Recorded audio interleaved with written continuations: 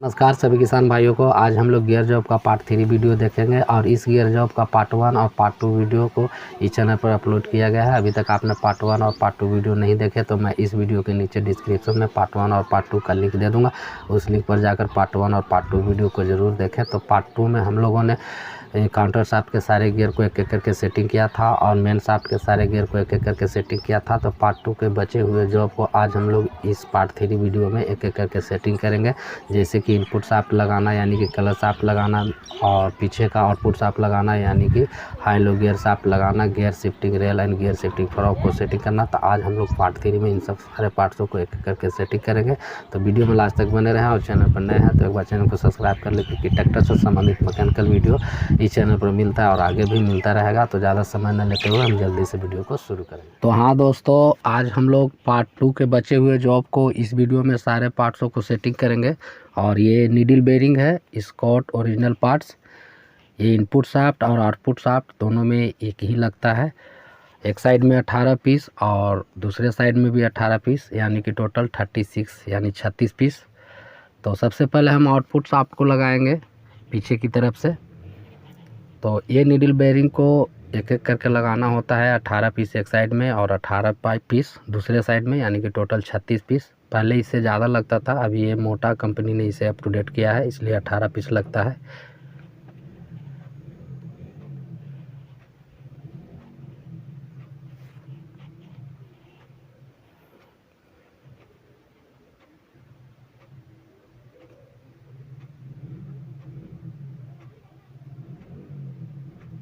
अठारह piece total एक side. और इसे हम आउटपुट शाफ्ट के मेन फेस के ऊपर सारे छर्रे को एक एक करके सेटिंग करेंगे अच्छे से, और उसके बाद मेन शाफ्ट के हॉल से इसे मैच करके बैठाएंगे। तो ये सबसे पहले हम हाई लो गियर को सेटिंग कर लेंगे, उसके अपने जगह पर सेट कर लेंगे। ये 34 टीथ है, 34 दांतें, और इसका ये बूस। और ये बूस इस तरह से, इसमें एक प्लेन घाट है जो कि आप देख सकते हैं, ये प्लेन, ये पीछे की तरफ, और इसमें खांचे बने हुए हैं ये। तो ये खांचे फ्रंट साइड आगे की तरफ फ्लाईव्हील साइड में लगेगा। और ये गियर इस तरह से सेटिंग होगा। ये गियर के ऊपर स्पेस लगा हुआ है, ये फ्रंट साइड इस तरह से। और इसे हम पहले बैठा लेंगे गियर बॉक्स के अंदर। और इसका गियर शिफ्टिंग स्लीव ये इस तरह से बैठता है, इसमें भी कोई अंतर नहीं है, किसी तरह से बैठा सकते हैं। और इसे लगाएंगे कैसे हॉल के अंदर? तो अगर हम पहले स्लीव को लगाएंगे तो स्लीव लगाने के बाद ये नहीं बैठ पाएगा, और एक साथ में भी अगर ये स्लीव और हाई लो गियर को लगाएंगे तो उसमें स्पेस कम है हाउजिंग के अंदर में, तो ये अंदर नहीं जा पाएगा। ये देखें इस तरह से ये स्पेस कम है। तो सबसे पहले हम इसके गियर को लगाएंगे। सबसे पहले इस गियर को इस तरह से डालकर और इसे अपने जगह पर बैठा लेंगे, ये इस तरह से, क्योंकि स्पेस कम है यहाँ पे, तो पहले गियर को ही लगाना होगा तभी ये बैठ पाएगा। अब इतना स्पेस बचा है स्लीव लगाने के लिए। ये स्लीव को हम किसी तरफ भी लगा सकते हैं, इसमें कोई डिफरेंस नहीं है, उल्टा सीधा नहीं है। तो हम इसे भी सीध में रख कर और ये दोनों गैपिंग के बीच में डालकर सीध में रखते हुए इसे भी बैठाकर, और इसको एक तरफ हम लगा लेंगे कहीं हाई गियर की तरफ, ताकि ये सीध में बैठा रहे इस तरह से। और ये हाई लो गियर को पीछे से हम इसे सेंटर करके रखेंगे सीध में। ये बिल्कुल बूस भी अच्छे से इसमें बैठा हुआ है, इसे सीध कर लेंगे, क्योंकि आउटपुट शाफ्ट को हमें सेंटर करना होगा। तो उस समय थोड़ा सा प्रॉब्लम होता है, क्योंकि यहाँ पे 3 सेंटर करना होता है। हाई लो गियर के बूस्ट सेंटर, और उसके बाद gear sleeve centre, high low gear sleeve, और मेन शाफ्ट के हॉल में। और ये स्पेसर सिम है, एक LH और एक RH है। ये LH की तरफ ये 3 पीस है, इसका स्पेस मोटा है, और ये LH साइड का है, और ये RH साइड का है दाहिना तरफ का, ये 4 पीस होगा। ये इस तरह से 4 पीस है, ये उससे पतला है और वो मोटा था। तो हम पहले गिरिस को लेंगे और उसके जो आउटपुट शाफ्ट के फेस के ऊपर लगाएंगे, क्योंकि हमें इसमें छर्रे को बैठाना है इसके फेस के ऊपर। तो गिरिस को इसलिए लगाएंगे कि छर्रे लगाते समय, सेंटर करते समय खिसक न जाए। और ये छर्रे 18 पीस आउटपुट शाफ्ट की तरफ, और यही छर्रा इनपुट शाफ्ट यानी कि क्लच शाफ्ट की तरफ भी 18 पीस, यानी कि टोटल 36 पीस, 36 पीस। इससे पहले वाले मॉडल में आउटपुट शाफ्ट में 20 पीस और इनपुट शाफ्ट में भी 20 पीस लगते थे, लेकिन अभी कंपनी ने इस छर्रे को मोटा किया है, हैवी किया है, यानी कि कंपनी अप टू डेट करते रहता है, तो इसमें 18 छर्रे ही दिए हैं। और इसके और पहले वाले 20 पीस जो लगते थे उसमें इससे थोड़ा सा पतला छर्रा आता था, और उसके पहले वाले जो और आते थे मॉडल उसमें एक साइड में आउटपुट साइड में 24 पीस और इनपुट शाफ्ट में भी 24, यानी कि टोटल 48 पीस। उसके बाद 20 पीस एक साइड में, तो 20 दूनी 40 पीस, और अभी 18 दूनी 36 पीस, यानी 18 + 18 36, 36 पीस। तो ये कंपनी ने इस छर्रे को हैवी किया है। तो इस तरह से हम छर्रे को इसको फेस के बराबर में बैठा लेंगे, बिल्कुल सीध में रखते हुए। और ये छर्रे बिल्कुल सीध में होनी चाहिए, क्योंकि अगर ये टेपर होगा तो इसे बार बार ये खिसकता है और बार बार परेशान करता रहेगा। तो इसे पहले सीध में रख लें, और इस तरह से सीध में रख कर सेंटर करना होता है। यहाँ पे लगाते समय थोड़ी सी सावधानी रखनी होती है, क्योंकि अगर थोड़ा सा इधर उधर खिसकेगा तो छर्रे गियर बॉक्स के अंदर चले जाएंगे। तो इसे बिल्कुल सीध में रख कर ही और अच्छे से इसे सेंटर करते हुए हमें लगाना होता है। और इसे यहाँ पे 3 सेंटर करना होता है, एक हाई लो गियर बूस्ट के खाँचे से, और दूसरा गियर स्लिप के खाँचे से, और तीसरा needle bearing face main shaft bore से। तो इस तरह से हम इसे सीध में रखते हुए आराम से, बिल्कुल सीध में होनी चाहिए। और इसके नीडल छर्रे को कहीं किसी साइड में भी टच नहीं होनी चाहिए, अगर ये टच होगा तो गियर बॉक्स हाउसिंग के अंदर चला जाएगा। तो इस तरह से मैच करते हुए हाई लो गियर बूस्ट के खाँचे से, आउटपुट शाफ्ट के खाँचे को, और गियर स्लिप के खाँचे से, ये दोनों को मैच करना होता है इसी पॉइंट पे। और इसे मैच करते हुए मेन शाफ्ट के बोर से ये नीडल बेयरिंग के फेस को मैच करना होता है। तो जब तक हम इसे सीध में नहीं रखेंगे तो ये सेंटर आने वाला नहीं है। तो इस तरह से इसे बिल्कुल सीध में रखते हुए और इसी तरह से पीछे की साइड से हल्के हल्के मैच करते हुए पुश करते जाएंगे। और इस तरह से ये आराम से देखें, इस तरह से बैठा है। और ये हब प्लेट में एक नीचे कट लगा होता है, वो इसे एक कट को नीचे की तरफ ही रखना है। ये कट को नीचे की तरफ रखेंगे इस तरह से, और हल्के हल्के खिसका कर आगे कर लेंगे। और ये स्पेसर सीम है, लेकिन इसे हम बाद में लगाएंगे। तो सबसे पहले हम एक बार कंफर्म हो लेंगे कि क्या हमने छर्रा जो लगाए वो खिसका है या नहीं खिसका है। बिल्कुल कंफर्म बैठ गया है, उसे हम चेक करने के लिए आउटपुट शाफ्ट को ये पीछे की तरफ हल्का सा खिसकाएंगे, पूरा नहीं खिसकाएंगे, नहीं तो छर्रे चले जाएंगे होजिंग के अंदर। तो ये आधा खिसका कर पीछे की तरफ हम चेक कर लेंगे। देखिए इस तरह से ये कंफर्म कर लेंगे कि जो हमने छर्रे को सेट किए थे बेयरिंग को, नीडल बेयरिंग को, वो बिल्कुल अपने परफेक्ट जगह पर बैठा है। इस तरह से एक भी छर्रा इधर उधर नहीं खिसक पाया है, और परफेक्ट ये कंफर्म हो गया कि ये छर्रा अपनी जगह पे बिल्कुल सारे छर्रे बैठे हैं, एक भी छर्रा खिसक कर होजिंग के अंदर नहीं गिरा है। तो अब हम इसके स्पेसर को लगा लेंगे, और इसमें दोनों स्पेसर है, एक LH और एक RH है, दोनों को अलग साइड, एक दाहिना साइड और एक बायां साइड।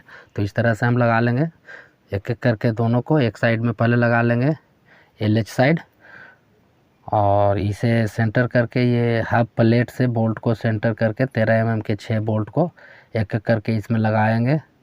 ये सेंटर लेना है, और सेंटर लेने के बाद इसको बोल्ट को एक एक करके लगाते जाना है। और ये स्पेसर सीम दोनों साइड लगा लेंगे। इसे लगाने के बाद उसके बाद फुल टाइट करेंगे इसे। तो ये इस तरह से ये RH साइड का भी स्पेसर सीम को लगाएंगे, ये इस तरह से। इसमें भी खाँचे बने हुए हैं बोल्ट के सेंटर से, तो ये भी अपने सेंटर में। ये LH साइड का सीम स्पेसर नीचे गिरा, और ये इस तरह से हम इस बोल्ट को लगा लेंगे 13 mm के बोल्ट को। और इसके LH साइड का सीम जो अभी नीचे गिरा उसे फिर से हमें लगाना होगा। ये बार बार इधर उधर खिसक जाता है बोल्ट फंसाते समय, और इसे इस तरह से बैठाएंगे और इसके बोल्ट को लगाएंगे, और अब हम इसे कंप्रेस कर देंगे। अब हम इसके सारे बोल्ट, ये देखिए इस तरह से बोल्ट लगाते समय खिसकता रहता है और ये खिसकने का प्रयास करता है। जब हम बोल्ट को लगाते हैं तो उसका थ्रेड से ये टच होता है और टच होने से ये आगे, ये देखिए इस तरह का ये RH साइड का भी सीम गिरा। तो हम इसे पकड़कर ही हाथों से इस तरह से भी इसे हम बोल्ट को टाइट कर सकते हैं ताकि गिरे ना। और इसी तरह से हम 13 mm स्पेनर गोटी से 6 बोल्टों को टाइट कर लेंगे और ये फ्री होनी चाहिए टाइट करने के बाद आउटपुट साइड। तो इस तरह से टाइट करने के बाद आउटपुट शाफ्ट को एक बार चेक कर लेंगे, ये बिल्कुल फ्री है। अब हम बाकी के इनपुट शाफ्ट को सेट करेंगे। तो ये नीडल बेयरिंग को फिर से हमें 18 पीस लेना होगा।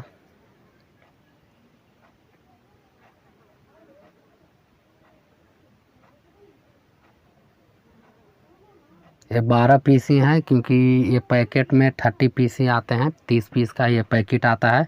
तो हमें 6 पीस और अलग से लेना होगा क्योंकि 18 पीस हमने आउटपुट शाफ्ट में लगाया। जैसा कि आप देख सकते हैं ये पैकेट क्वालिटी 30 पीस। तो बाकी के 6 पीस हमने दूसरे पैकेट से लेना पड़ेगा हमें। तो हम 6 पीस लेकर और टोटल 18 पीस इनपुट शाफ्ट में लगाएंगे क्योंकि 18 पीस इनपुट शाफ्ट में भी लगता है। 1 2 3 4 5 6 7 8 9 10 11 12 13 14 15 16 17 18। तो ये 18 पीस को हम इनपुट शाफ्ट में भी लगाएंगे। तो हम पहले इसमें मेन शाफ्ट के नीडल बेयरिंग फेस के ऊपर ग्रीस को लगा लेंगे ताकि ये नीडल बेयरिंग अच्छे से चिपक सके और इधर उधर लगाते समय, सेंटर करते समय खिसक ना पाए। अगर ये खिसक जाता है और बार बार खिसकने का इसे डर भी रहता है तो ये हाउजिंग के अंदर चला जाएगा। तो इस तरह से सीध में रखते हुए ये फेस के ऊपर सारे छर्रे को एक एक करके बैठा लेंगे। ये बिल्कुल सीध में होनी चाहिए क्योंकि अगर ये सीध में नहीं होगा तो जब हम इनपुट शाफ्ट को सेंटर करेंगे तो ये जल्दी से सेंटर भी नहीं आ पाएगा और सेंटर करते समय बहुत परेशानी होगी। और ये छर्रे खिसकने का भी डर होता है और इधर उधर थोड़ा सा भी खिसकता है तो ये सीधे डायरेक्ट नीचे गियर हाउजिंग, गियर बॉक्स के अंदर चला जाएगा। तो ये बार बार परेशानी होगी। तो हम इसे पहले ही अच्छे से ये मेन शाफ्ट के फेस के ऊपर नीडल बेयरिंग को सेट कर लेंगे ताकि इनपुट शाफ्ट को लगाते समय ज़्यादा परेशानी ना हो या कोई परेशानी ना हो, ये बेयरिंग टेपर ना हो पाए। तो इसी तरह से एक एक करके सारे 18 पीस नीडल बेयरिंग को इसके फेस के ऊपर अच्छे से सेट कर लेंगे पहले और उसके बाद हम इनपुट शाफ्ट को सीध में रखते हुए लगाएंगे। तो ये बिल्कुल सारे छर्रे को हमने सेट कर लिया और ये सीध में एक बार इसे अच्छे से सीध में बैठा लेंगे। अब हम आगे से इनपुट शाफ्ट को सेट करेंगे। ये इनपुट शाफ्ट है और ये 15 तीत का आता है तो इसके सेंटर में सीध में रखते हुए लगाएंगे। और ये लगाने से पहले एक इसमें कट होता है, ये कट को हम दिखाएंगे। ये कट होता है, ये कट नीचे की तरफ होनी चाहिए। अगर ये नीचे की तरफ कट नहीं होगा तो ये सेंटर में नहीं आ पाएगा क्योंकि ये जो हमने कांस्टेंट मेश काउंटर शाफ्ट का गियर लगाया तो गियर बड़ा होता है तो ये सेंटर में नहीं आ पाएगा। इसीलिए कट को नीचे रखेंगे ताकि ये अपने जगह पर आराम से चला जाए।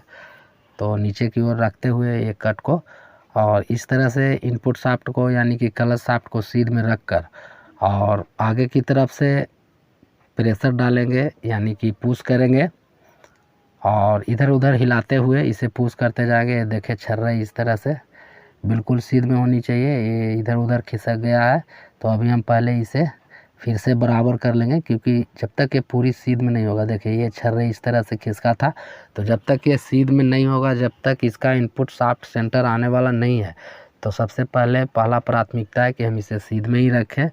उसके बाद इनपुट शाफ्ट को आगे की तरफ से हम कंप्रेस करते जाएंगे हाथों से, इस तरह से दाएं बाएं ऊपर नीचे हल्का हल्का खिसकाकर इनपुट शाफ्ट को पुश करते जाएंगे और ये आराम से धीरे धीरे आगे की तरफ अपना सेटिंग की जगह पर धीरे धीरे जाता रहेगा।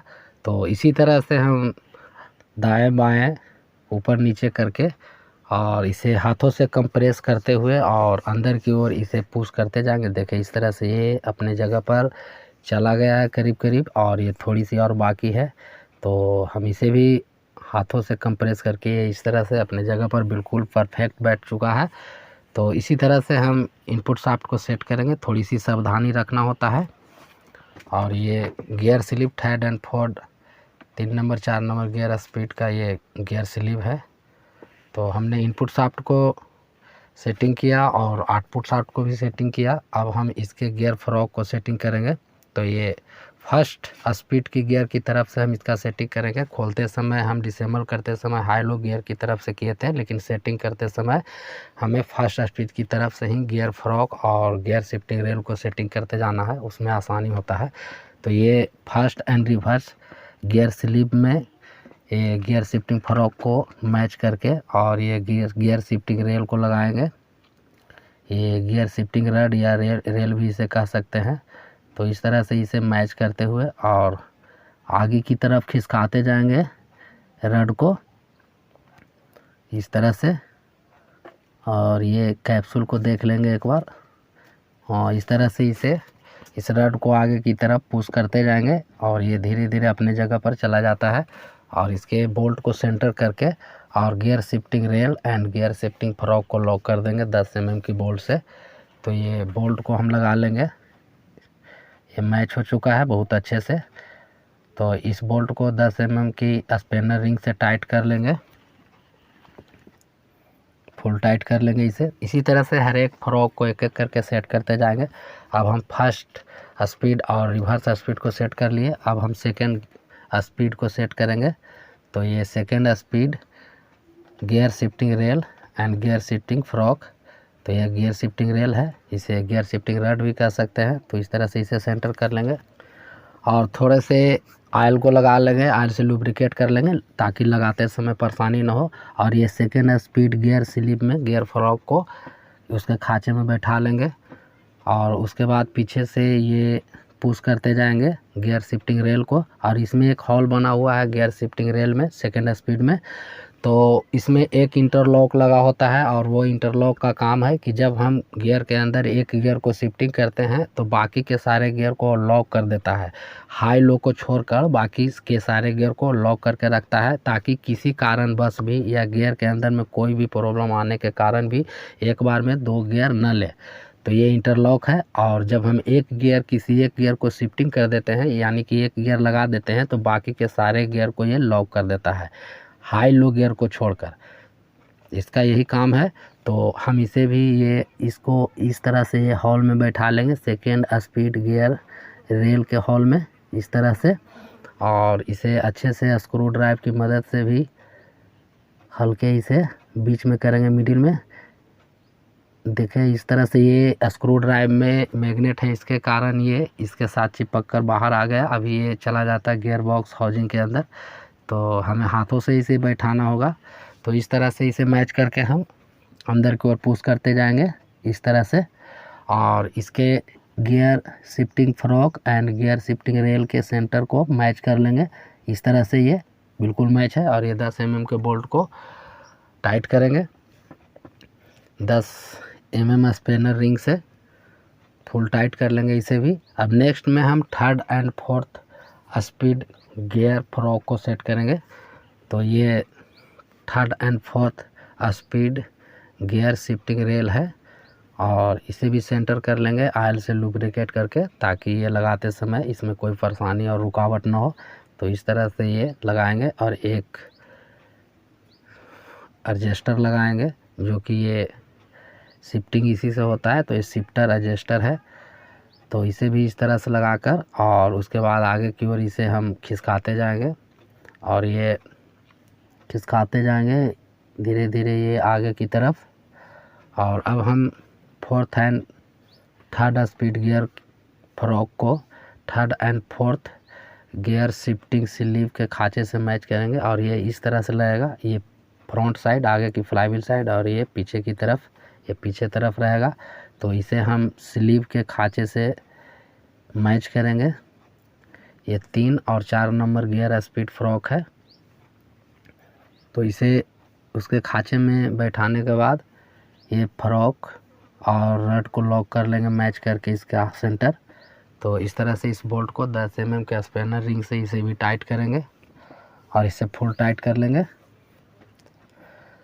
अब हम इसके पीछे का 10 mm का बोल्ट लगाएंगे, ये गियर शिफ्टर फ्रॉक को सेंटर करके, और इसे भी रड के साथ लॉक कर देंगे 10 mm की बोल्ट को टाइट करके। तो सारे बोल्टों को हमें अच्छे से टाइट करना होगा, क्योंकि अगर थोड़ा सा लूज होगा तो ये बोल्ट को खुलने का डर होता है, और ज़्यादातर समय में खुल भी जाता है, खुला हुआ भी मिलता है। तो इसे फुल टाइट ही करना है। और अब हम सारे नट को लॉक करेंगे एक एक करके, क्योंकि कंपनी ने इसे लॉक किया था। और लॉक करना अच्छा होता है, क्योंकि जब स्पीड में ड्राइव होता है ट्रैक्टर तो उस समय बहुत सारे इसमें जंपिंग और बहुत सारे वाइब्रेशन होते हैं, जिसके कारण इन नट को खुलने का डर होता है। तो सारे बोल्ट को हम एक एक करके लॉक कर लेंगे ताकि ये बोल्ट खुल ना पाए। तो इस तरह से इसे हम एक एक करके सारे बोल्टों को लॉक कर लेंगे। और इसे लॉक करने के बाद high low gear shifter frock and rail को लगाना है। तो इस तरह से जल्दी से सारे इसके नट को हम लॉक करेंगे बोल्ट को। और बोल्ट को लॉक करने के बाद हम high low gear shifting fork और high low gear shifting rail को लगाएंगे। इसे भी हम, ये first and reverse gear fork and rail है, तो इसे भी हम, इसका बोल्ट को भी हम लॉक कर लेंगे अच्छे से। अब इसके बाद हम हाई लो गियर के फ्रॉक को सेट करेंगे। तो ये फ्रॉक को इस तरह से इसे भी बैठाएंगे सीध में। तो पहले हम इसे स्लीव में डाल लेंगे, स्लीव के खांचे से मैच करके। अब इसके बाद हम रड को लगाएंगे, गियर शिफ्टिंग रड। ये पीछे से इस तरह से लगाकर इसे पुश करते जाएंगे, और ये भी बिल्कुल फ्री है।